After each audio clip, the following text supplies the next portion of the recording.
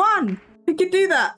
And this is definitely not an ad so that you book a visit to go stay there. No. Guys, everybody go donate to that GoFundMe. That house looks like it was built by a child. The triumphant music, the him bro hugging everyone. Tour guide and bodyguard for the night. What's he gonna do? Bitch slap a ghost? Oh, I'm sorry. What? That is not what you did. I'm sorry, but that is not what you did. But it's not. That's not how it happened. Some water that definitely wasn't out of the tap and was definitely blessed by a fuck. As someone who played a Backrooms game with this music, it's only comforting for an hour at most. But the lights and stuff are flickering. That's not ideal. We're not gonna let the truth get in the way of money. It's fake. Everything in that room is fucking fake. Then the story evolved like all true stories do, you know? Okay.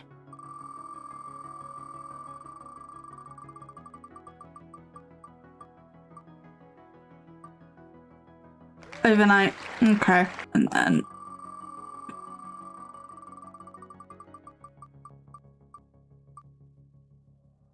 the beginning. Cool.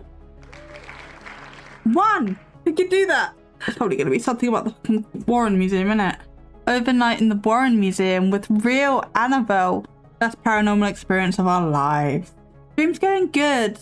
Around 10 minutes into this episode, we captured the most incredible, unexplainable, and emotional paranormal evidence we have ever captured. Not only once, but water and water and water, water, water and water and water, water, water and water and water, water, water and water and water, water, water and water and water.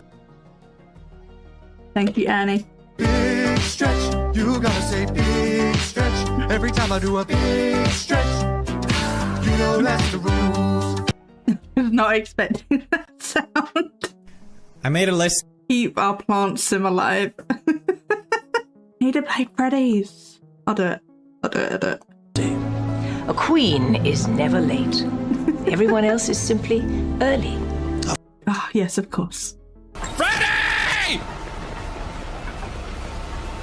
Freddy! Freddy!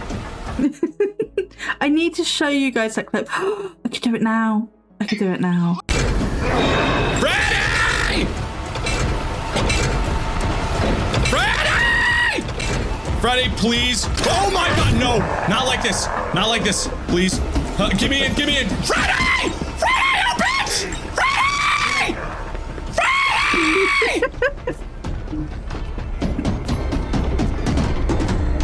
Freddy, don't wait your turn. God damn it. Freddy. Freddy? What? Oh my god, no, no, no. Not like this. Not like this. Freddy! Oh my god. Oh my god. Are you serious? Are you serious right now? You cannot be serious. Freddy. Freddy! Oh my god, Freddy! Freddy, you bastard! Yeah, so that's the clip. Fun fact, regardez ma souris qui brille. But yeah, basically, in that game, you can hide in Freddy and the animatronics can't get you. But Freddy was a little bit broken. I mean, the whole game's still a little bit broken. But you push the button and it summons Freddy. He's supposed to run to you. And then you can climb inside him and you're safe. And he just was not. And then Markiplier died. What people are we trashing on the videos? Well, we just trashed. Who? Oh my god. What are you, fucking owl? We just trashed Ghost Theory for kicking a dumbbell across the floor and pretending that they didn't. And now we're gonna go over to Overnight and Overnight in the Warren Museum with real Annabelle. Best paranormal evidence of our lives. But yes, how are you? How is your morning? But yeah, around 10 minutes into this episode, we captured the most incredible, unexplainable, and emotional paranormal evidence we have ever captured. Not only once, but numerous times.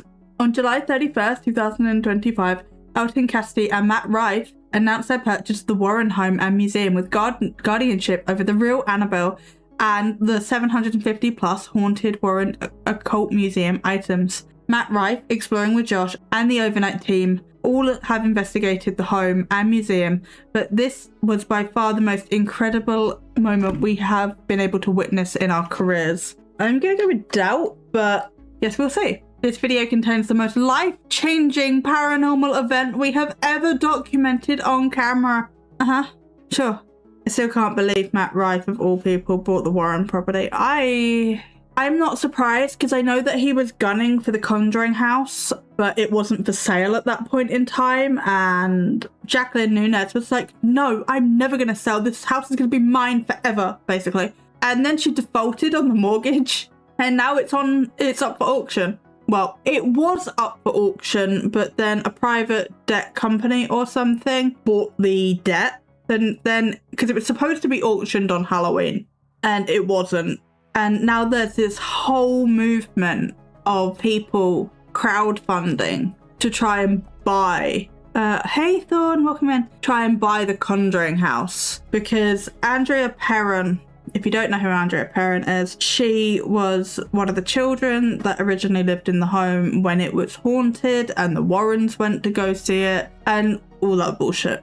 And she has made her career off of grifting that home, to be honest. And Jason Hawes, who is local to the area, his daughter faked paranormal stuff in connection with that home with her fiance, the whole thing, Cody and Satori, if you may have heard, you may not have heard. But they used to work in the home, and so Jason Hawes used to like go there, do maintenance a fair bit. He had a lot of run-in with the owner, Jacqueline, because he was trying to kill her and stuff like that. Jacqueline is very mentally unwell. I hope she's getting the help that she very obviously needs. I have done 2 videos on the Conjuring house. If you want to check them out at any point, they're on my channel. One of them is a Sims build with a story over the top of it, so that there's options. And yeah, so it is being sold. I don't quite know how it's being sold, but a couple of people have expressed interest in it. But Jason, Andrea reached out to Jason and basically was like, please buy this home, please save the home. So he's currently got a GoFundMe going. He is matching whatever this GoFundMe comes out at, he will match, is what he said.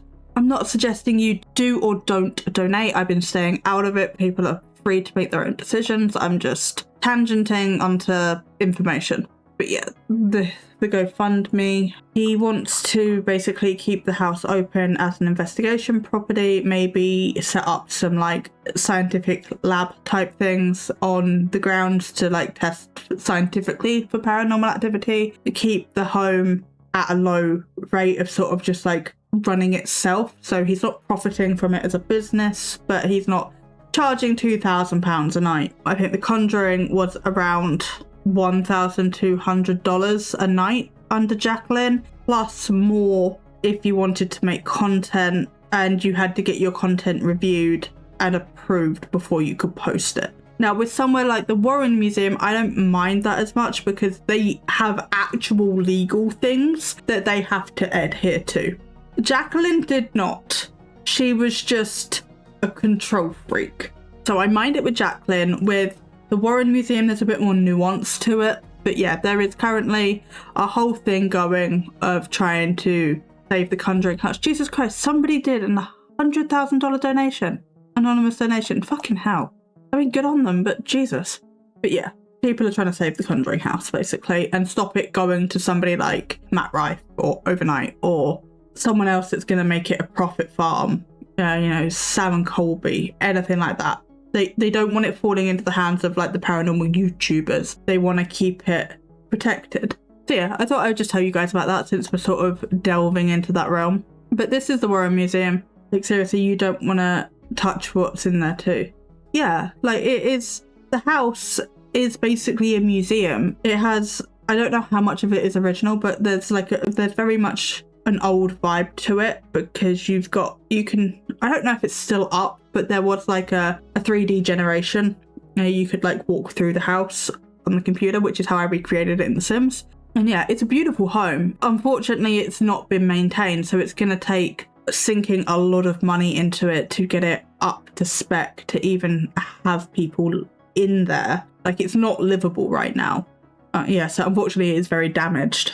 Regardless of what I do or don't think of Jason Hawes, I mean, I personally don't really have a problem with Jason Hawes. I don't like Andrea Perron. Gonna just be straight up with that. So whatever I do or don't think about the people involved, I do like to see the protection of historical properties.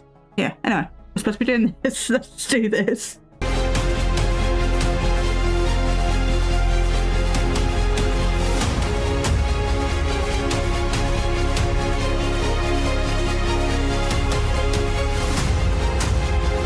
So this episode is the first official reveal of the completed Warren House Occult Museum in Barn Door Studios. This was intended to end up being an investigation with paranormal equipment. Well, it turned out none was needed. We're leaving right now, and I nearly cried at the end, and I also nearly cried at the beginning of this night from what happened in the house. There's actually one thing that happens during this night that I have never seen anywhere before. I refuse to believe it's coincidence. It is remarkable, and it continues to happen throughout the night, as this is the very first time I've actually been able to show the home and appreciate it and not be. And this is definitely not an ad so that you book a visit to go stay there. Definitely not. Well, good. I'm glad you like my side quests. Constantly trying to fix or prepare something. It felt as though I was getting not an ad at all throughout the night. So I hope you enjoy this kind of first ever casual, formal, completed walkthrough of the home. Want to say thank you. It's not a power stream without info dumping with a side of sarcasm. I think we're all here for that. Exactly. Like, if you're not here for that, why are you here? Yeah, love a little info dump and just a sprinkle of sarcasm. Thank you all so much for allowing the Overnight channel and TFIL to ever become what it did, to get the opportunity to ever be here in the first place 4 years ago, and then the fundraiser that we did years ago. All of you have been a part of this, and I have put every ounce of energy I can possibly. Videos like this make me not want to visit. Yeah, same to an extent. Like, I'd want to visit for like the content, but not for my own curiosity. I'm sorry, why did they open the cabinet with the doll?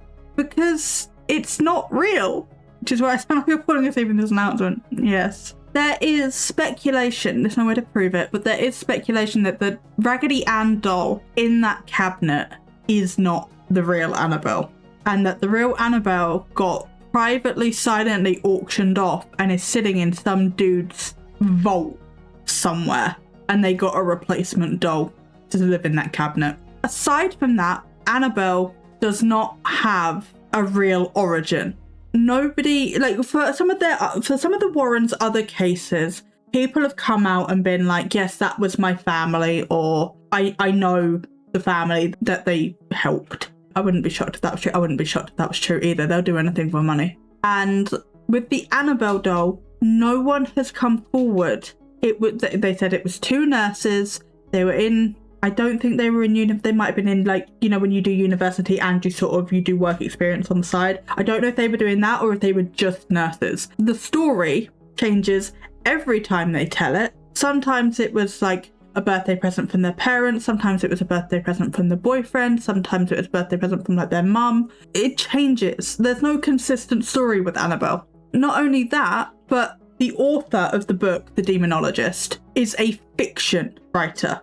Yeah, I thought it was two nurses in the 70s and their roommate. Yeah, but also the person that wrote The Demonologist, which is the book that Annabelle is featured in, was a fiction writer. They specifically sought out a fiction writer to write fiction, because I've heard interviews of this writer coming out and speaking out about it since, you know, they've passed and there's wiggle room in lawsuits now. To me, if the story keeps changing, I'm not going to believe it, because it sounds like they can't keep their story straight. Exactly.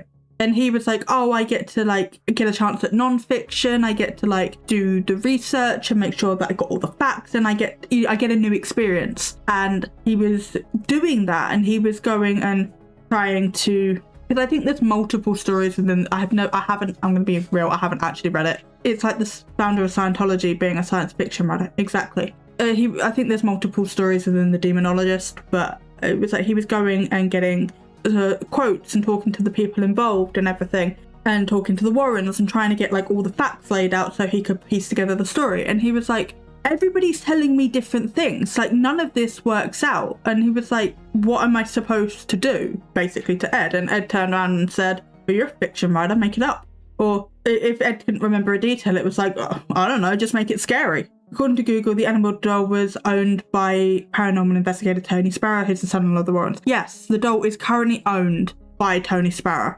And it's under lease to these guys. But that was not the original owner of the doll. The original owner was these two nurses that have never seen the light of day in regards to actually coming forward and telling a story. What is also interesting, and I can't remember which episode which episode it was, but there's an episode of The Twilight Zone about a haunted doll. And I believe the mother in that story, in that episode, was called Annabelle. And it is highly likely, because Ed Warren was a huge, it's documented, it's known, he was a huge Twilight Zone fan. And I think it is incredibly likely that the Annabelle doll was just a doll they picked up off of a shelf from somewhere, made up a story, and they used the Twilight Zone, which was huge at the time, that's because the Twilight Zone is awesome. Fair. But it was also huge at the time, and they used that to fabricate a story. Because I think Annabelle was one of the first cases that they had. And if they were trying to get into this environment and conning people, they would need artifacts, they would need cases, they would need things. Because how they originally started to go into it was they would sit outside. Even their original story doesn't make sense though, right? Because the Law Lodge actually did a really good video on the Warrens, and I may have left a few comments about some of the things that they missed. But yeah, even their original story doesn't make sense, because they would go drive around, they'd see like an old looking house, and then Ed would sketch the house because he was an artist. And then they would go up to the home and try and sell the person the sketch. And then they'd be like invited in, they'd start a conversation, and then they try and shoehorn, oh, is your house haunted, into the conversation. And that's all well and good.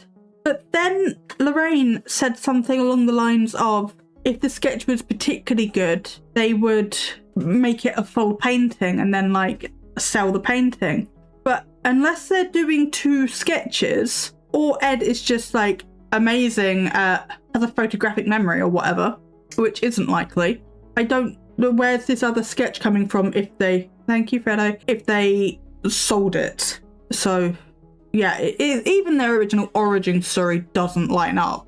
And then we have everything else. And then they have like a whole list of priests that have been involved in exorcisms within a certain doctrine. I can't remember which doctrine it is, but within a certain doctrine or line of Christianity that don't have exorcists. That's not something they do. And then there's only proof that one of these priests exist. They are still conducting research to find out if the two other priests exist, and they have reached out to the church specifically to see whether, I don't know what that is. They mentioned episcopal. I don't know what episcopal is. But yeah, 3 priests, only one of them is proven to exist. Currently, the people at the Law Lodge have specifically gone to that church, I'm lost in a side quest, yes, to the line of church to try and find out if these other 2 priests do exist. The likelihood is that it's actually just one guy that they have changed the name of in some places to make it look like more than one person, to make them seem more credible.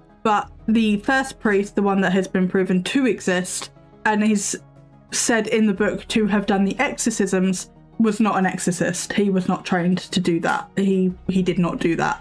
Hey, look, I listened to this video yesterday, okay? I know things. That it's not very often I know something about something. So I like to info dump when I know something, because I either know absolutely nothing about a topic or I know absolutely everything. And this is one of the topics I know a lot about. So like, yeah, I don't know. Anyway, let's watch the video. I know you like the side quests, but still. We have into this, and I really, really hope Ed and Lorraine are proud. They're similar to that word, in that they predominantly follow the biblical teachings, but they have a hierarchical structure similar to Catholic religion with bishops and priests. I like the tangent thing. I'm glad you like the tangent. and Dan and the Warren family and everyone else to be able to dedicate the last 3 months of my life to the day, July 31st, we announced it. Halloween has just ended, to making this what it is. Yeah, I hope you enjoy the tour and seeing me get emotional, and I'll leave it at that. And congrats to the people that are staying here overnight, and I really hope you just enjoy it, because it's every time I'm in here, it's wonderful. It's phenomenal. So thanks, and maybe we'll get to do this again on another house related to the Warrens. Fingers crossed. We'll see if that happens. If that is the Conjuring house, no. Bad. No. Guys, everybody go donate to that GoFundMe. You know how to do that. I'm being dramatic. But no. Alright. Let's go. Enjoy it, everyone. It's pretty crazy. It's doing it again. It's doing it again. This is it. I don't know how. Welcome to Ed and Lorraine Warren's house and museum. Paranormalology. That's not a word. Is it? No. What's the study of the parapsychology? I don't want psychology necessarily, but yeah, I know Nespa, blah, blah, blah. It's 2 words, technically. Yeah, oology. It's ridiculous. That just makes them sound fake. I mean, Nespa does not have a credible, I was going to say bone in their body, but it's an organization. They are not credible in the slightest, but what is that? Now, welcome to Ed and Lorraine Warren's house and museum. Yeah, look at the house and the property that you can get by scamming people in the 70s and destroying countless lives.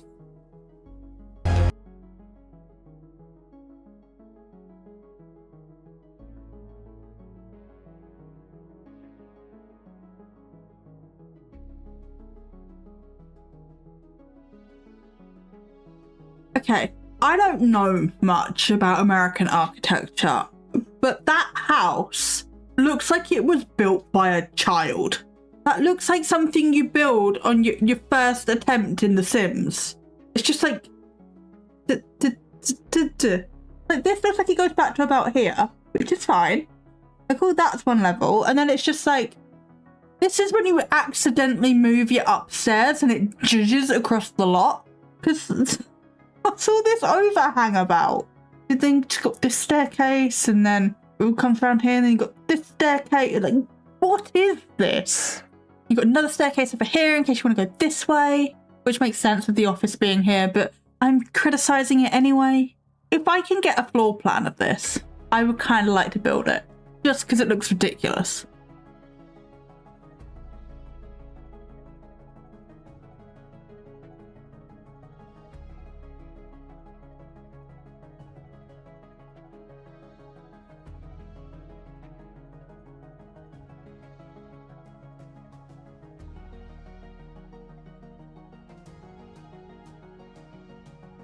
Well, I don't even know if I should say this.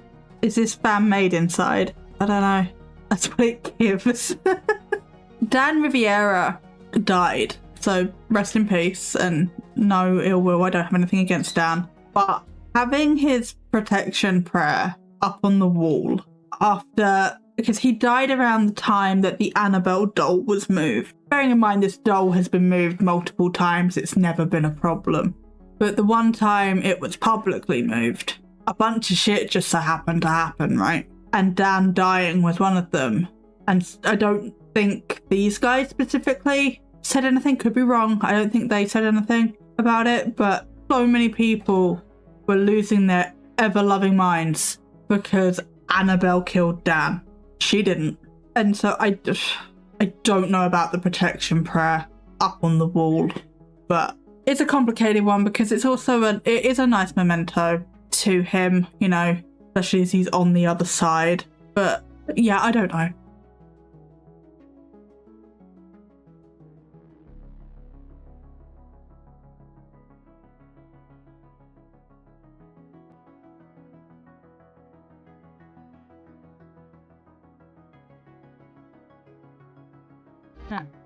This is Tony Sparrow.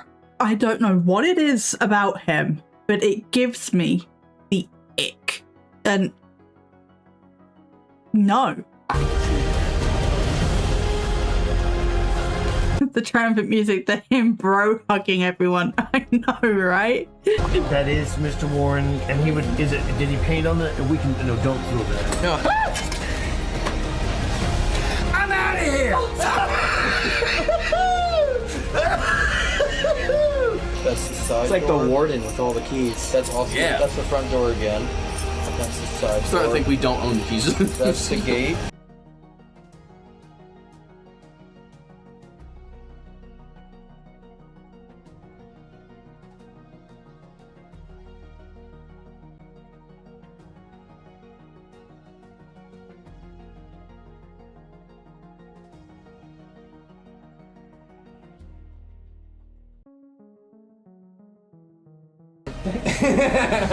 Yeah, man. Fantastic. Yeah, you're continuing her legacy, continuing her scam. Sorry. Not sorry. I will say they have put a lot of work into this place, and even if they've just, like, restored it, yeah, I don't know, it just... While I don't like the paranormal grift that's happening, I can respect that they are trying to preserve a part of history. So, like, it can be both.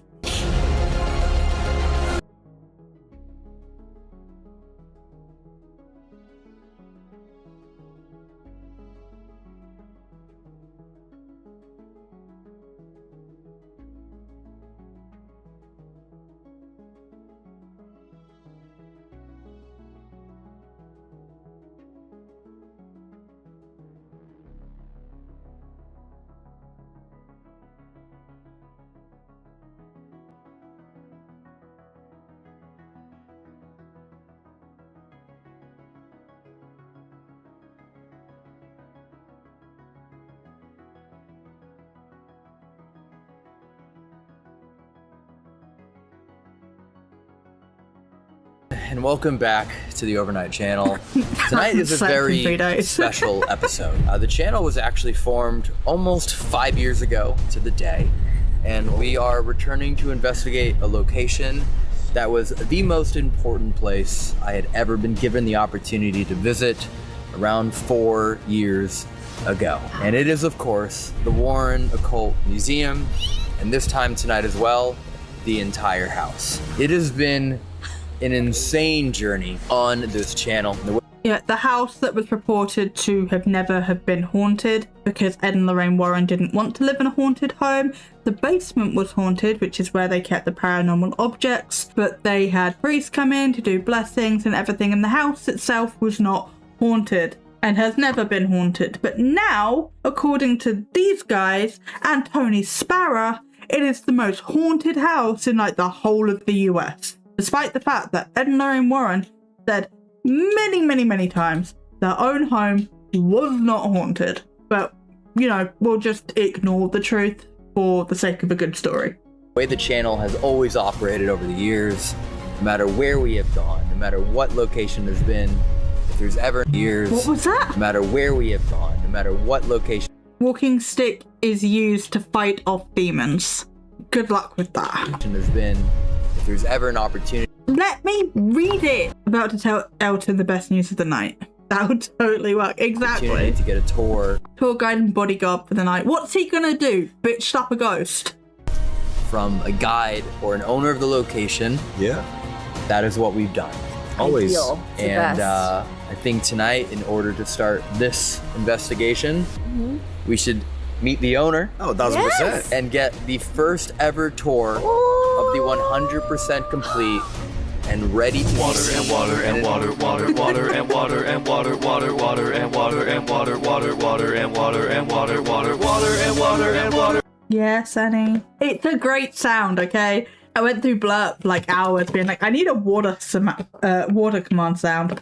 And that was... Stretch, you gotta say big stretch. Every time I do a big stretch, you know that's the rule. The succulent requires to hydrate. Exactly. I need a little succulent emote with like a glass of water or something. I called her a plant some earlier. Kiwi was second. Kiwi was definitely not second. investigated and welcoming overnight guests of the entire Warren house, the Occult Museum, and the Barn Door Studios. That is so cool. So if you guys want to wait here, I will Okay. go get Matt Rife. That is very true. Elton, What's up, nice Jerry? to meet you. Nice to meet you. Nice to meet you. Ginger. Sorry, Matt couldn't be here tonight. Oh, it's fine. He's busy. He's successful. These are for you. What is this? So the first page I is love just your presents. physical liability waiver. Oh, thanks. Just generic. If anything happens, trip, fall, and then you're gonna get to the spiritual liability form. Wait, what? Yeah, spiritual liability form. It just states that anything that may happen to you in the home, in the museum, on the property, or anything afterwards. Physical risks include, but are not limited to, potential injuries inflicted by unknown and or unseen forces, such as scratches, marks, burns, bites, death, Huh? bodily exposures to gases or liquids of unknown origin, and being hit by projectiles. So everything that you see in that agreement, as things happened over the last few months of renovating the house, we would notate that and send that to the lawyer to then add it. So all of these different... Oh, I'm sorry. What? That is not what you did. I'm sorry, but that is not what you did. I'm pretty sure this waiver is on their website. One sec. They've got a summary of it. Guests will be asked to sign a physical liability waiver as well as a spiritual liability waiver. Safety is a top priority. Protective measures and items will be given to the guest to use at their discretion. Holy water, rosary beads, protective items, prayer cards, and more. Which technically would only work if you were Christian, but we won't talk about that. There is also a spiritual sanctuary, a highly protected and blessed area that can be utilised at any time, with additional protective measures there as well. You are staying overnight in one of the most haunted locations on Earth, not just the US anymore, on Earth, steeped with decades of paranormal history and home to nearly 1,000 items, some of which are demonic. We are not liable for any physical or spiritual afflictions that may occur during your stay or at any point afterwards. This includes, but is not limited to, scratches, possession, attachments, vomiting, fainting, levitation, sleep paralysis, bruising, black eyes, psychic wounds, nightmares, voices in your head, astral projections, and beyond.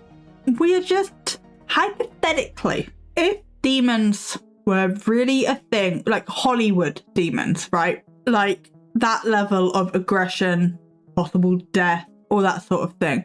Are you really telling me that they would just let Matt Rife and Elton Castee own those things? Well, technically they lease them, but you know what I mean. If there were actual objects like that, I can almost guarantee, and I'm gonna need my tinfoil hat, but I can almost guarantee there would be some sort of secret organization, kind of like the SCP Foundation, that would just come along and suck those things up and keep them under lock and key. They would be investigating them. They would be figuring them out. They would keep them away from the general public. They wouldn't be in a random farmhouse in wherever we are. I was going to say Connecticut, but that's not right. Oh, the grift. What they most likely did was got their lawyers to think about anything that they could be sued for. Anything that they, you know, people get inside their own minds, and if someone thinks they're cursed, they're gonna act as if they're cursed, and then that's gonna negatively reinforce that bias when they're not actually cursed. So what their lawyers actually did was like, here are all the batshit reasons you could be sued, along with some actual accidental reasons of things that could happen that could get you sued, and we're just going to put all of this in a waiver so that you can't get sued. But sure, we'll go with all this stuff happened over a month, and then they sent it off to their lawyers. Thank you, Fredo. Things that we've added, other than death, have happened in the last... Oh, you sure? Yeah. You're lucky I don't know where I am right now. I run off so far.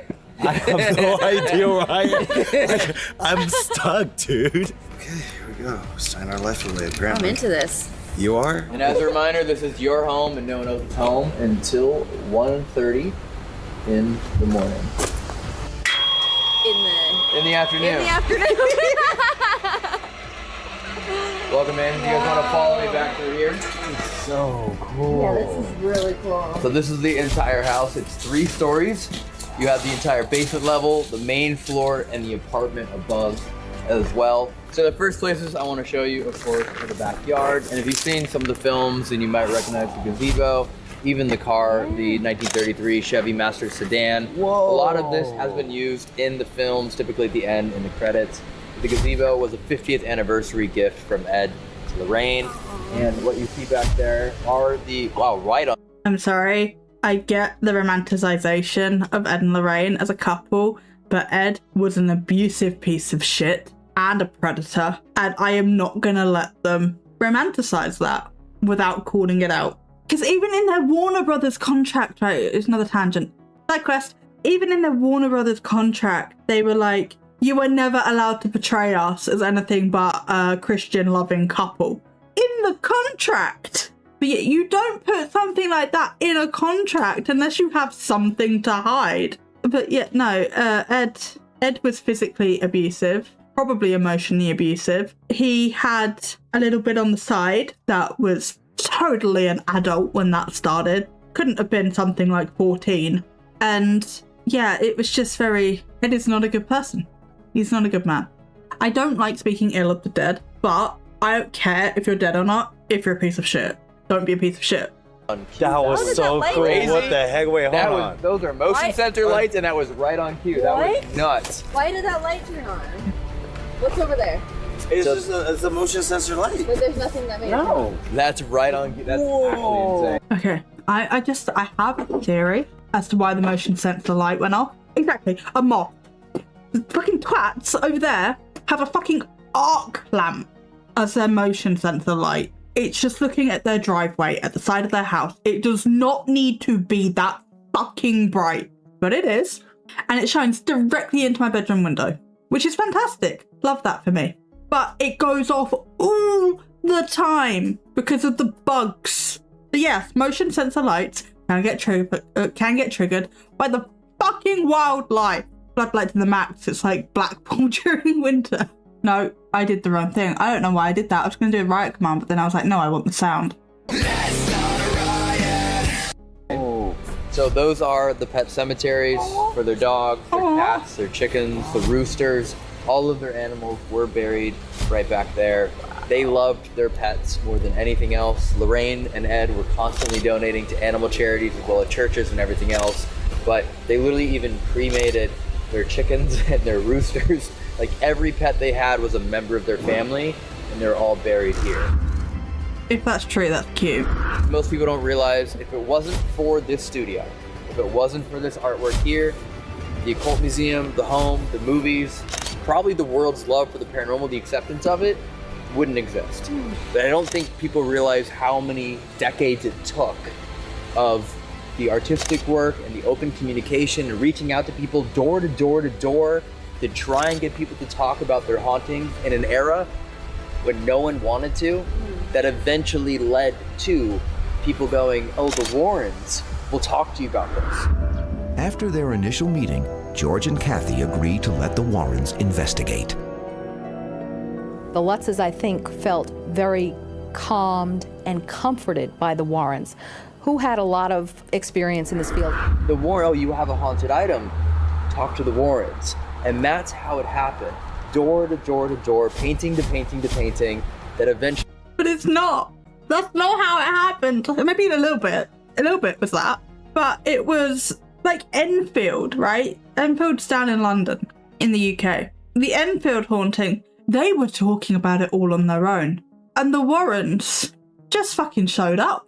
No idea who the Warrens were, but the Warrens had found out about this haunting and they just showed up. Because the Enfield, don't remember what the family's name was right now. No idea.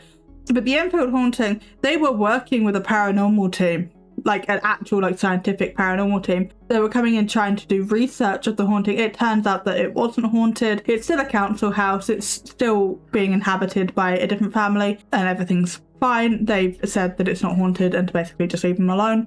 But the haunting was being caused by the children who were attention seeking, basically. And the Warrens, that's one of the Warrens' big cases. They showed up, made a fuss, basically got the paranormal team kicked out, and fucked off. in summary, like there's a bit more detail than that, but like in summary, that's basically what happened. But what they would do is they would find out about paranormal cases. They would go insert themselves into it, get their name associated with the case, oftentimes make things worse, oftentimes not do anything, oftentimes eat the family's food, because they wouldn't charge for their services, but they would like eat the family out of house and home, and they would use their landlines to call like out of country numbers or long distance phone calls, which back then cost a fortune. And then they would just fuck off. They damaged so many people's lives. They released books that were complete fabrications based on their own experiences, completely cutting the families out of any royalties because it wasn't the family's experiences, it was the Warrens' experiences. Gotta love legal loopholes on that one. They completely destroyed Nora Sutcliffe's life, or end of life. She was the owner of the Conjuring House before it went to, I can't remember their names. Corey and Jen, I think it was, who then turned it into a paranormal location, and then it got sold to Jacqueline. Norma owned it when the Conjuring movie came out. And between the Warrens and Andrea Perron, they completely destroyed Norma's life, which is what one of my videos, that's the Sims video I did, that's what that's about. Well, actually, technically they're both about that, but the other one's a bit more in-depth about the Conjuring House as a totality. Hey, Pigletish, welcome in. I'm tangenting and ranting about the Warrens again. I've been side questing all over the place this stream. But how are you? I'm going to carry on with this, but I'm paying attention. Actually led to the largest horror movie franchise in history. That is their car. The actual car, right? Just about That is their car. It is not their first car. They did get it a little bit later, but they kept it in pristine condition. They did take it to a few cases. All of the paintings that you see in here, most of which were found up in the loft of the museum, or kind of in the back, in the furnace room, in the basement, in various areas. So we just wanted to put it on display. We've been juggling stuff because... I'm good, thank you. How are you? Yeah, I'm good. All over the place, but I'm good. We need to clear the house to get the house ready to understand what we need for beds and furniture to get everything ready. So then, that was already packed full of stuff over there. So we had to move the car and put it in the corner and fill this entire room full of stuff. But then we got all the stuff that was there, donated it, figured out what was good, put the rest in the storage unit in the back. Then moved all the stuff that was here over there, which now means we can finally start utilizing this area and create a whole new surprise of a room for people that are coming here. You'll see the progression of artwork from Ed Warren, because you'll see how it started during like Barn Door Studios era. A lot of actual like people and caricatures, portraits, winter landscapes, then it goes to nighttime landscapes, then it goes to haunted houses, and then it goes to ghouls and goblins and demons, and it parallels their career in the paranormal world. But the importance of this, and why these paintings really matter, is that the way they would talk to people about their haunted homes is they would hear it in like either a newspaper or college campus, and then they would go to that person's home and they would paint it out. And then either Ed or Lorraine would go to that person's door and go, hey, my husband made this lovely painting of your home. We also heard, and it was their icebreaker to get to talk to them about their paranormal occurrences, get invited into the home, and that's how it built from there. So what's really cool is right behind you is an Ed Warren painting, 1965, of Lorraine. And if you look at the chair, we found the chair. Really? Yeah. So during the process, we found the painting up in the loft of the museum, and then we found the chair also back here behind the car. And then with that, to my surprise, which was really cool, we found a few of these paintings here that I was like, these don't look like Ed's brushstrokes. And then eventually found the sign that said New England Paintings by Lorraine Warren. Those are like the only ones that we know. There's 2 more in the house, and to us that was really cool to find. Yeah, like as a museum, this place is really cool, but infamous. Yeah, I would agree. You're infamous. It's still a paranormal grift. It's still complete. Hello? Thank you. I was like, what the fuck was that noise? Because it lagged so hard with the notification. Thank you for the sub. Yeah, this is still a paranormal con. It's still complete exploitation. It's still complete bollocks. But as a museum and of like the Warrens' legacy, even though it was a complete grift, it is kind of cool. And like if you're a fan of the Conjuring, like the movie universe, cinematic universe, this would also be a really cool place to go. Expensive, but cool. So the next area that's important for you to know for the entire stay is this is the spiritual sanctuary. So this right here was Lorraine's chicken coop, and at the time that we got the house, this was just storage. It was just filled with outdoor storage items. And then I don't know where or why or how, but for some reason I kept getting these just thoughts in my head that this needed to be turned into something to keep people safe from when they go into the museum or leaving the museum, or if anything happens in the house, just to give them some place to protect them. Because during these overnight stays, the Nesper team, we can't be here the whole night. So now I know that if something does happen in the home and maybe you don't know what to do, you don't know what to do to keep you safe, that's okay. You can come into here. Every single cross and crucifix you see in the wall came from a nunnery. The holy water is there, the rosaries are there. This entire place has been sanctified by a priest. You have statues of St. Michael. The church pew that you see there was actually already on the deck, and it was Lorraine's.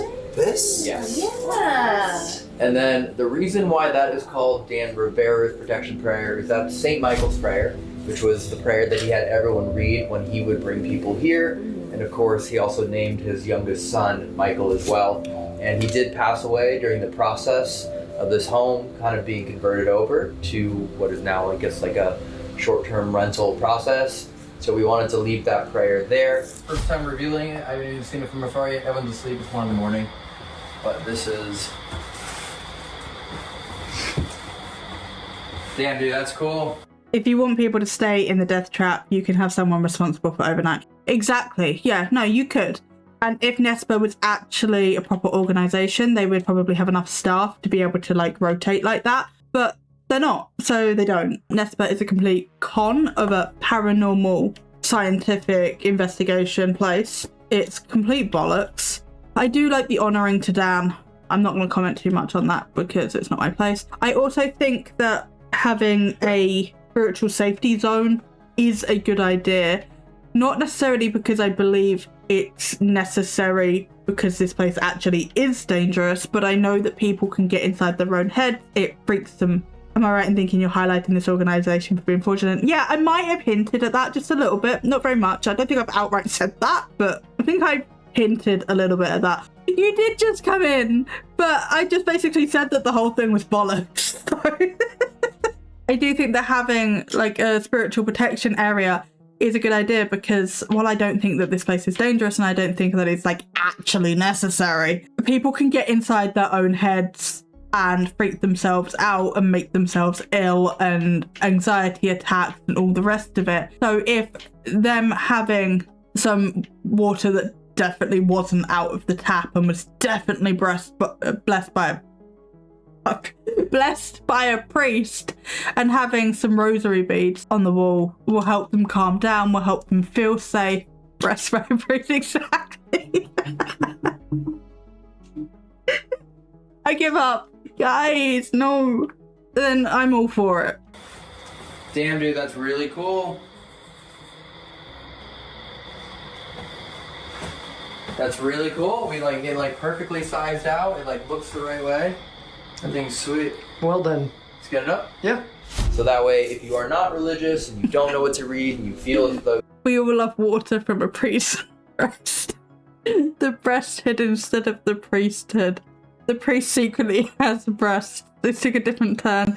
You can get female priests these days, I think. Can't you? I don't know. I think it depends on the denomination. Holy milk instead of holy water. Oh my god, you guys. We know where the water is really coming from. Oh my god. Boobily breasted, blessed brother. I'm doing this. you need to, or you have it right there to be able to read when needed. And then we have the music playing the entire time just to kind of give you that bit of serenity and that sound protection as well. Question. Yeah. What are these? Rosaries. Wait, rosaries? Is that what you're pointing to? Both, I guess? What yeah. The both. So the rosaries are there, and they were blessed by Father Bob. He's a priest out of the Providence, Rhode Island area. Those are there for you to take whenever you need. And the holy water also comes from St. Patrick's in New York City as well. I can take those? Yes. And they'll protect me? Yes. Whoa, whoa, whoa, whoa. What the? Oh What my the? God. Holy sh! Good old Bob. Holy sh! Rescue my child. I snorted. I snort loud. Oh my god. Good old Bob. Blessed by the breast, the holy chest. As someone who played a backrooms game with this music, it's only comforting for an hour at most. Father Bob's. I can take those. Yes. And they'll protect me. Yes. Whoa, whoa, whoa, whoa. What the? Oh What my the? God. Holy sh! Holy sh! What's happening? Holy sh! What's happening? Holy sh! What's happening? Holy sh! The moment Holy sh! Whole house. What? Holy sh! Actually freaking out right What's now. happening, dude? That's tripping What's me that? out. Oh. That's tripping me Holy out. sh! Holy sh! Whole power in the whole house. Why? Why did it just do It that? fried the light bulbs. Look, they're Why? dying all permanently. Why is everything- Wait, dude, what just Wait. How did it fry the light bulb? It's still on. What? Every light just turned. Every light. Every Wait, light. what? Every light. Every light. Everything. All of it. None of the neighbours on the entire street had any form of outage, only we did. Dollars for the swear jar. I'll accept 50s. Exactly. I can afford that as well. Okay, I have no basis for this, but you're telling me that this entire place is not rigged? But like, okay, people are paying. It's a $2,000 a night flat rate. You can have up to 8 people there, which brings it down to like, I think I did the math, it's something like £250 a night if you're going with the full 8. But you are paying to go here for an experience. If you paid $2,000 and went there and nothing happened, and you sat in the dark with your fake ghost tech and nothing happened, you would be pissed. You would be trying to demand your money back, or like the average person would. So you're telling me that this whole place is not rigged to give an experience. So the lights aren't gonna surge. The whole place isn't like wired up remotely to something. There aren't like EMF triggers or whatever in the fucking walls. I don't know, right? I don't know how they could have rigged it. I don't know if they've rigged it, or even if they've rigged it. But if you're paying that kind of money and they're trying to sell it this hard, this place is going to be active as fuck, but not a shred of it is going to be legit. I wouldn't be surprised if they have like little hidden Bluetooth speakers or smart speakers, or you know, the lighting's all rigged up to something, and you know, this is effectively a glorified scare house. That's it. For $2,000 a night, I just expect the lights to be on, to be fair. Same. They'll have rigged it, and also people's minds will also add to it. Exactly. Which is why I think while this place isn't dangerous in the slightest, in a mundane sense, I think having like the prayer space with the rosary and the holy water is a good idea, because it will help people who freak themselves out so much to calm down. Would have preferred a door on it, like just from like a psychological point of view. A door on it might have been a little bit better, but it is what it is. All at once. All of it. What the? So confused All right of now. it. Why? All of it. All of it. Everything. The circuit breaker did not pop. None of the lights inside the house or the museum had any issues. Okay, cool. Every single light just turned. Every bulb is like fried. Like they're just stuck. And they'll protect me. Yes. Whoa, whoa, whoa, whoa. What the? Oh What my the? God. Holy sh! Holy. That doesn't look electrical. That looks like it was remotely turned on and off. Whoa, whoa, whoa. What the? Oh What my the? God. Holy sh! Holy. Holy sh!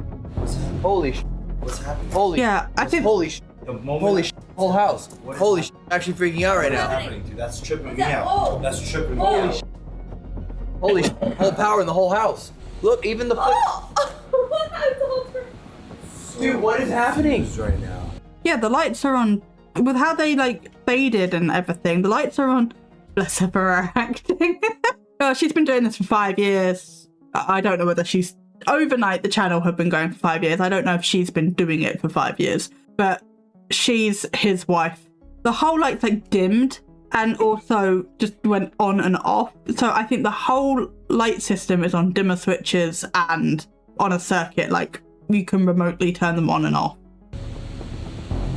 Right as you were talking about Dan. Yeah, I was thinking the same. What is thing. happening? I was thinking the same. But- No, it would have been cool if it was remote though. But no, he's got the whole clipboard thing going on, so it's a pen. If he's married her, she's probably been doing it for a while. I did that a month ago. Yeah, and that's they've never look how bright malfunctioned. it is. It was only the outside lights of the house. Dude, I swear on my life we're the only 4 people here. Oh, that's I swear on my life we're the only 4 people here. Oh yeah, I totally believe you just because you said that. Dude, that's actually one of the, like, any EVP, any REM pod, anything, that's the most insane thing I've ever seen. What do you think? I don't I don't take you've it already off for replayed coincidence it. at all. I don't think any of it's coincidence. I don't think the fact that my brain went into, hey Elton, you're not a religious person at all. You don't go to church unless you're on a travel trip. And I decided to build that with that much detail and got it sanctified. And the second, dude, it didn't happen over here. It didn't happen during a big gust of wind. It didn't happen during lightning. It's not raining. We didn't lose power. It also was storming for over 24 hours and none of this happened. None of this happened None of this at all. happened. And now that it's That's like almost as if it was scripted. And you built the fucking prayer room because with that much detail, because it looks the part. It looks cool. That's why you built it, Elton. Undeniably, dude, I'm actually freaking out again. It didn't even. Wait. View chapter. Can I? Undeniable proof of the afterlife begins. Yeah, the prayer room, the safe space is the prayer room. The lights flickering is undeniable proof of afterlife.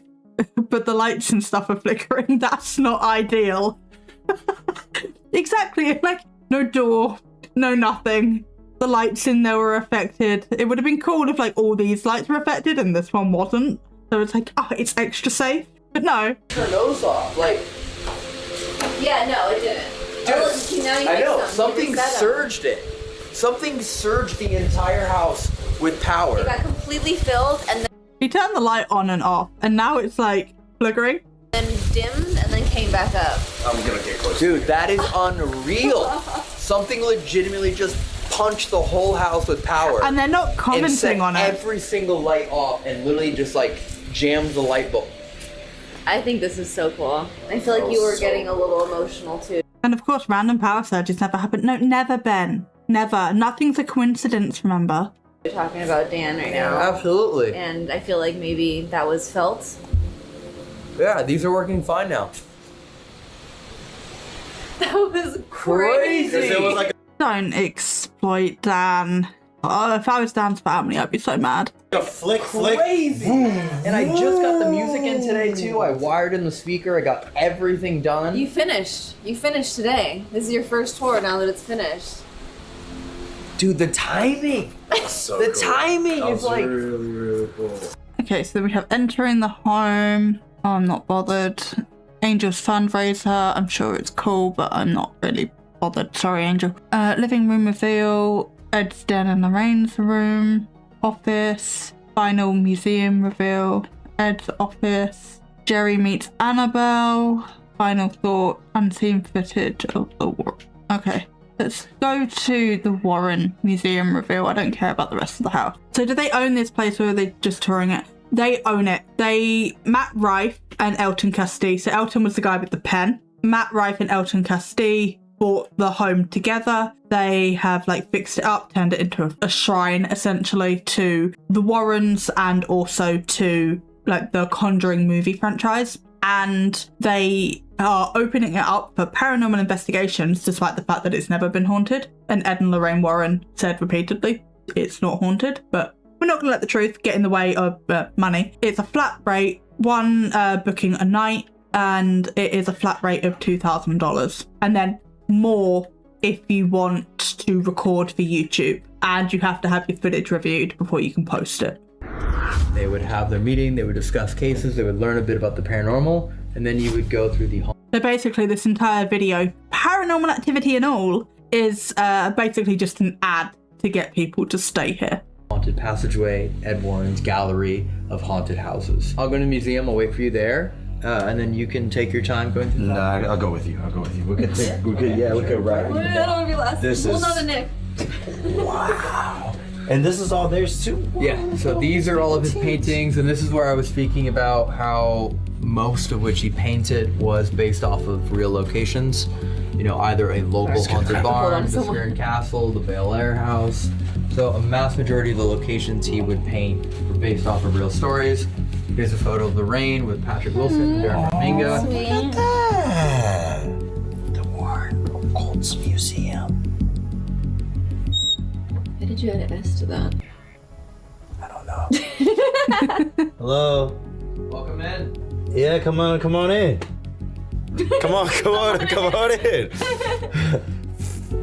There's only 2 rules of the museum.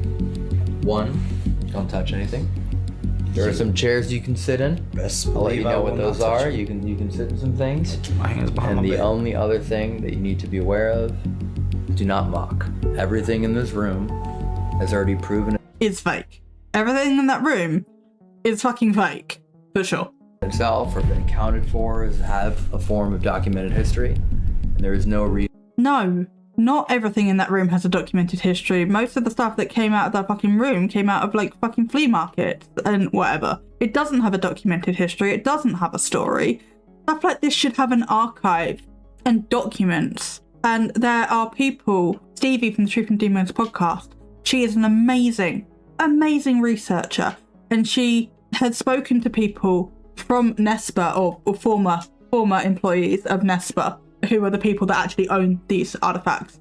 And a lot of these items don't have a history. They just fucking appeared one day. So what I think happened was Ed and Lorraine would just like drive around garage sales and things like that and basically be like, yeah, that looks haunted. That looks a bit creepy. We'll get that. We'll shove it in the basement. Oh no, it's a haunted artifact. It's possessed by a demon. It's got whatever attached to it. That's all it is. It's just a basement of crap that kind of looks creepy. To mock anything here. If you want to have a paranormal investigation, if you want to have a communication, if you want to get evidence, it can 100% be done without mocking any of the items here. So that is the only thing. Typically, we would bring you into the sanctuary to bless you and cleanse you and prepare you. Prior to investigating the museum, I actually 1,000,000% advise that everyone take just the minimalistic precautions. So I've been coming in here a lot, just kind of to repair things, and keeps seeming to go wrong in our personal life, which is really, the timing has been just beyond mathematical coincidence. So when we did inventory, it was about 705 items in inventory.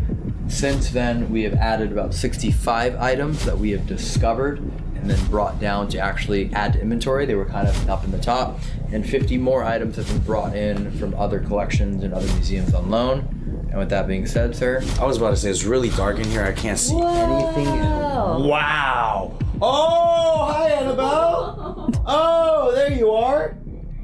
Oh. Whoa! Did she just talk back? That's so cool. So that is one of the portals, like a geoport that we got built. It did actually sound like hi. You are legitimately the first one to see it like this. I've been in here a lot, and there were some tapping noises that seemed to be coming from near Annabelle's case. And then I realized on the other side was a window, and the window had a broken pane. We fixed the window, and I'm sorry, that's so cool. Yeah, for an experience, it's... Curry, what are you doing? You wanted daddy. Because the second I give you attention, you're like, no, I don't want picking up. If only it was even more real, you wouldn't say it's cool. No, I think I would. If this sort of stuff actually properly existed, I would get me in there. I want to investigate it. I want to figure out why, how it works. I want to know. The unknown. I love anything unknown. Love it. But yeah, as an experience, this place is kind of cool. As anything real, absolutely not. then beyond that, realize. Especially these fucking speaker box things, because they have so much reverb on them, you can't hear what they're saying. It could just be syllables and noises. But because of the reverb, you can assign basically whatever you want to that collection of noises because of auditory pareidolia. You hear what you want to hear. So if you're gonna invent a thing like that, don't stick fucking reverb on it. I mean, there's no proof or way to know that it would work by connecting to spirits or whatever in the first place. But if you're gonna do something like that, don't put reverb on it. That the glass was vulnerable, so I shuttered up the windows with 2x4s, like, you know, really, really thick, enclosed, you know, window shutters. There is impossible for wind to get behind there. The glass tapping hasn't stopped. Same thing with the shadow doll. We've been hearing tapping coming from the case day after day after day after day, very consistently. So I thought maybe it was potentially creaking. So we repositioned everything, locked it in place. Just did it right now, and you'll still hear glass tapping. Again, you're one of the few people I've heard pronounce pareidolia properly. Well, you're welcome, Ben. Coming from the case. We have made sure that everything is completely fixed in place. Literally bringing in kneelers from the 1880s to pin in here. We found this photo in the back of the museum, and it was actually a photo of Lorraine using a Ouija board, and it was believed to be in Connecticut in a case. And I was like, oh, that's interesting. I didn't actually realize that Lorraine had ever used Ouija boards. Yeah, me either. And then I was up in the attic right above us, just cleaning out one more time, making sure what did I miss. Came across this with a note on it with Ed's handwriting that said, Ouija board used by Lorraine, West Hartford, Connecticut. So I decided to bring the Ouija board down, and that's Ed's exorcism kit that he would bring with him on cases. If you opened it, you would see the Bible, the cross. Oh, well, yeah, the exorcisms that he wasn't trained to perform. Those ones. Most people seem to say it like pareidolia. Oh. And one that gets me, a mispronunciation that gets me, is disassociation. No, it's dissociation. There's no ass in the word, but people say disassociation. I'm like, no. But yeah, that's one that gets me. Ass. Exactly. The holy water, and everything else that he would bring with him. So everything that was here prior were all of Ed's Halloween props. He loved Halloween, and we kind of... That reverb thing is so fucking loud and is going off so frequently. It's actually really fucking annoying. I wanted to make sure that when people came in here, they weren't confused as to what's a prop or what's not. Yeah. So the compromise was that we found, as suggested by, you know, Rick and Chris of Nesper as well, is that we would relocate all of his props and we would bring them into his office, which is right here.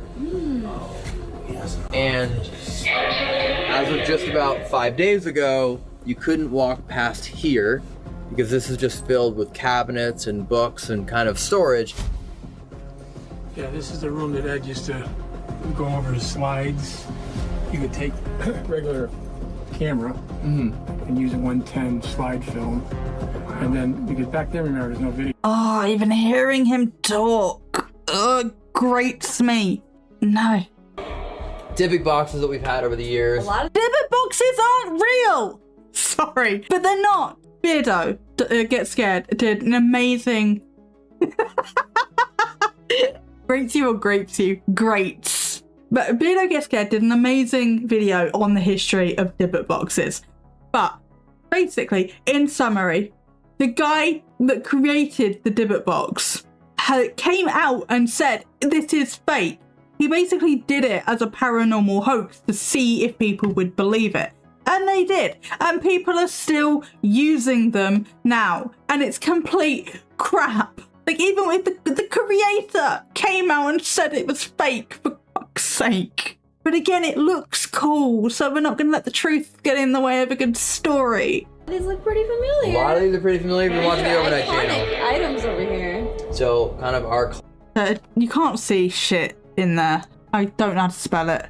Oh, Google knew what I wanted. So, the Dybbuk box is basically a creepy arse chest. Now, apparently there's one in the fucking Zach Baggins Museum because of course there is. But yeah, it was like full of cursed objects and things, and it's complete ass chest. She's obsessed with it. I am. Yes. I love butts. It's fine. Yeah, it's just a creepy ass chest that is supposedly full of cursed items, and I don't know if this was the original one, but I think the original one was covered in wax and it was sealed. Yeah, it's basically a haunted cabinet or box that is sealed because it's full of cursed items and it's like bound for protection and all this sort of thing. This is Kenny Biddle. He runs the Skeptical Inquirer blog. He also has at least 2 YouTube channels. He is amazing for debunking stuff. It is his literal paid employment as a scientific researcher to... Did he turn that into a... He turned it into, a liquor cabinet. Vodka, whiskey, scotch, bourbon. I love that. That's great. Yeah, but his literal paid employment as like a parapsychologist or whatever he is. Not a parapsychologist, whatever he is. Science paranormal things is what he does for his day job. He's really good at that sort of thing. So if you ever want to look up whether something is real or not, he's a great point of call. Collection, as well as some of the items I've been collecting while traveling for A to Z. So those are real voodoo dolls, not what we see in movies, but those are the real ones. That's actually what they look like. Western Africa, voodoo originated there. You have your slave trade, gets brought to the Caribbean, gets brought to America until you get Haiti and New Orleans, but in reality, this is what voodoo dolls really look like. Wow. The only thing we did was actually just make things like more visible, to be honest. There's a lot of things in here that were already in here and I had no idea, and I'd been in here many times, and made it way more accessible. So we did move some things back. Like for example, the pendant from the Amityville case, I had no idea that was even in the museum. This is the actual movie doll from Annabelle Comes Home. Oh, like the actual? Yep. Yeah, this is from Warner Brothers, did give it to them to join the Warren Occult Museum. So yes, this is an actual movie used. And I thought it was fitting. Typically she would sit here and her head was kind of propped down until I realized if I positioned her, they could face each other. And I was actually in here the other night and that one just keeps staring at me. It was controlling the light and it was turning it to white, and then I would change it to red, it would go to white, I would change it to red, it would go to white. And it was controlling this light, and it was a brand new, just hardwired in light. This is the Annabelle doll. But are they attempting to say that the movie prop is haunted, has an attachment, something? Because that's what that sounded like to me. It has been triple reinforced with more locks on it. She knows something. This is the worst thing in here. Is that doll. I'm not gonna stare at it though. So you can take the picture, but I'm not gonna stare at it because that has done bad harm on a lot of people. This thing is going like... When we were outside, we could hear it, and it would go off like once every couple minutes. Almost like they're communicating with each other, though. Does that not sound like it to you? Voices talking. Yeah, I feel like they're communicating with each other, and there's like another one that kind of comes and intervenes sometimes. Wow. Yeah, sure. Why not? Okay, I gotta stop staring at it. Yeah. I feel like I was about to.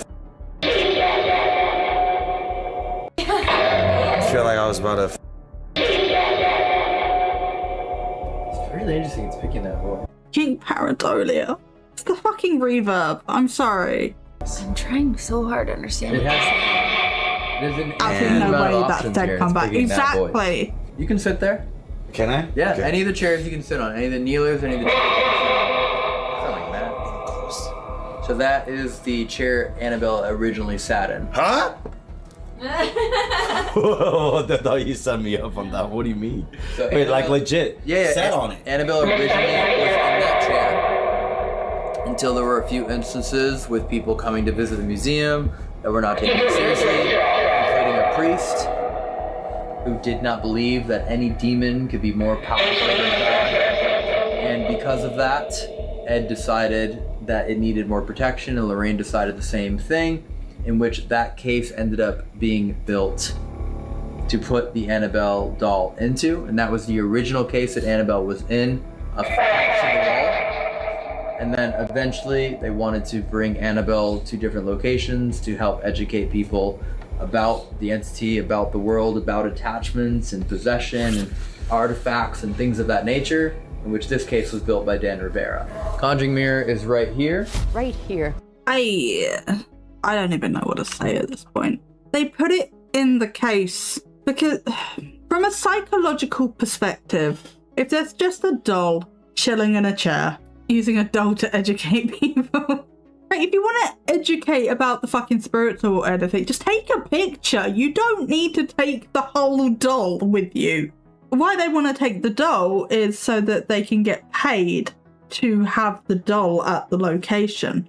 That's the real reason. But yeah, so from a psychological point of view, if you just see a doll chilling in a chair, you're just like, oh, it's just a doll. It's not that special. It's not that dangerous. But if you put the doll in a case and like lock it up, far more dangerous. Why is it in a case? Why does it need to be locked up?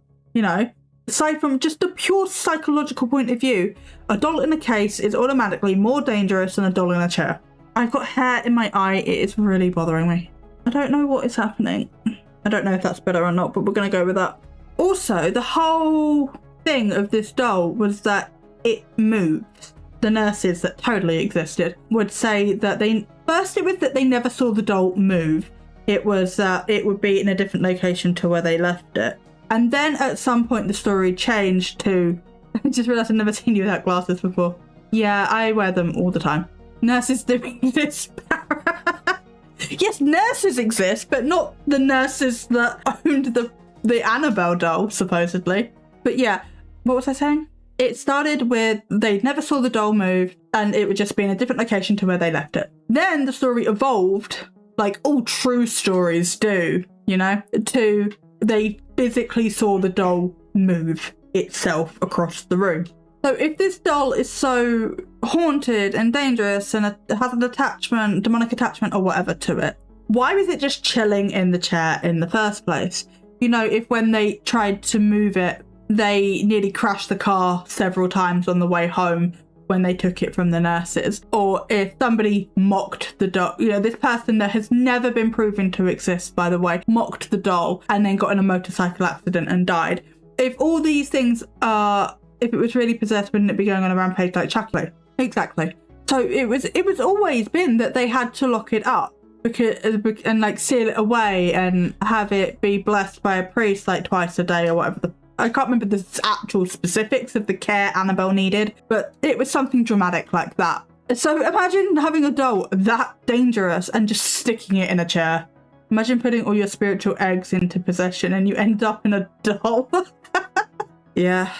Like at least possess something interesting, you know? It would be very, very sad. And I love how the transport case is actually bigger than the original case. Why couldn't it be the same size? Also, what I mean, it's got a roof so that they can put the cross on it, but like, why has it got a roof?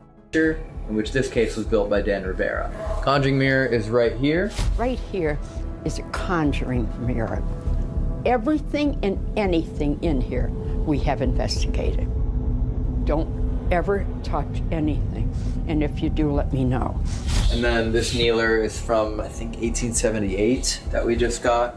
And it's positioned here, so if anyone wants to use the conjuring mirror the way it is intended, you have it here. Wow. But yeah, that is that's the entire museum. I mean, there's an infinite amount of information here for sure. Well, I hope you guys enjoy. Okay, there's nothing really else of interest in here, I don't think. Spiritual Egg sounds like a band name. Don't ever touch anything, as he immediately rubs up against all items in the room. Exactly! Like, they can't even keep their own law straight. It baffles me. It really does. You're right about that damn thing. The amount of reverb makes it essentially useless, even if it did work as they think. Exactly, you can't hear shit because of the spooky reverb on it. But yeah, I think we've done 2 clips and several side quests. So I think we are done. I'm gonna have some more water though. Thank you so much for your stream, Parrot. It was very interesting. I'm a wealth of knowledge with this sort of bullshit. I don't know why, I just kind of am. But yeah, I'm planning on doing these sort of streams every Saturday and then maybe 1 or 2 gaming streams a week. Depends on my health, obviously, and what I can actually handle. I agree this stuff is always interesting and you know what you're talking about with it. Unfortunately, I've sunk a lot of time into the paranormal rather than, you know, something useful. But curiosity will do that to you. I am going to end the stream on YouTube. So if you were watching over there, thank you so much. If you were watching in the future, also thank you. But I'm going to end the stream on YouTube now. Yeah, thank you. Bye-bye.